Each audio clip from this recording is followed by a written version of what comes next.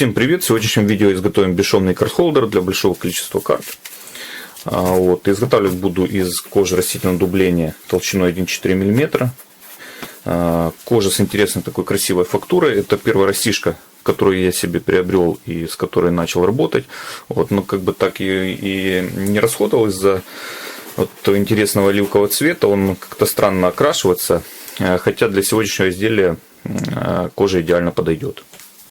Изделие очень простое, поэкспериментирую с окрашиванием, попытаюсь достичь какого-то интересного результата, так что не переключайтесь.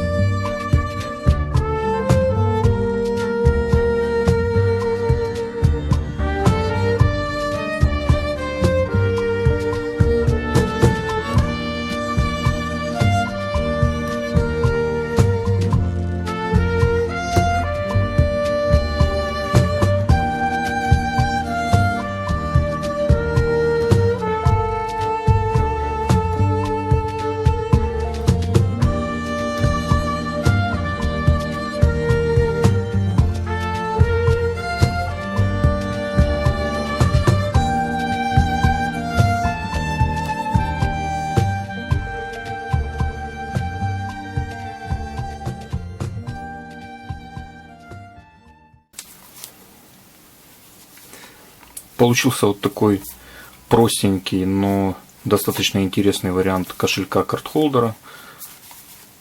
Вот такой вот он.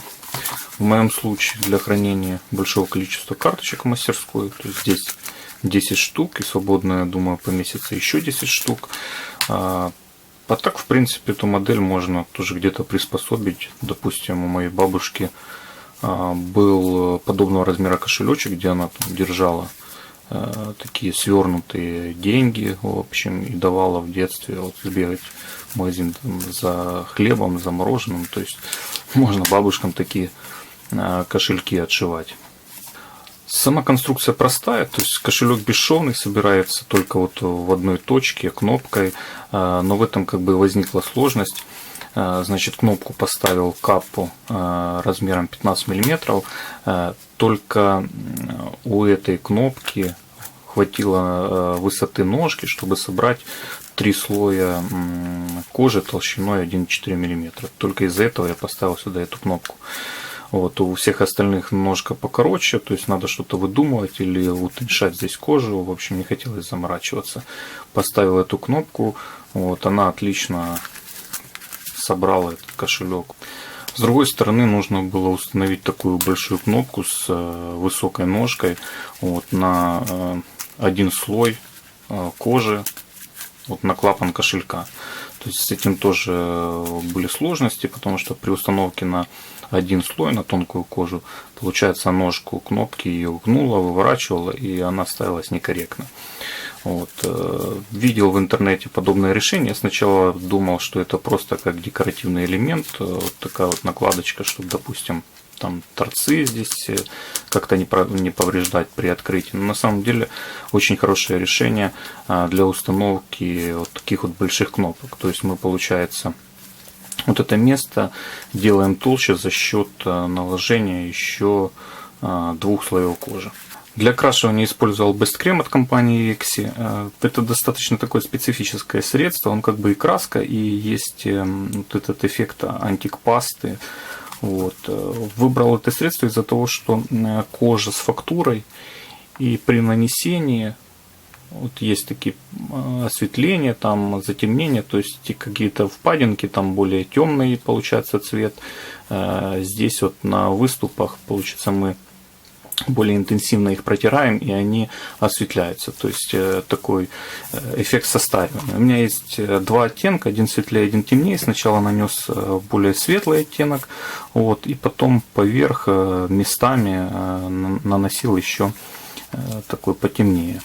Результат меня после окрашивания полностью устраивал. Можно уже было собирать кошелечек, но в голову пришла идея попробовать сделать какие-то такие как бы имитацию потертости, вот какие-то пятна именно фольгой. Кошелечек шил для себя, поэтому можно было экспериментировать. И на самом деле результат мне очень понравился.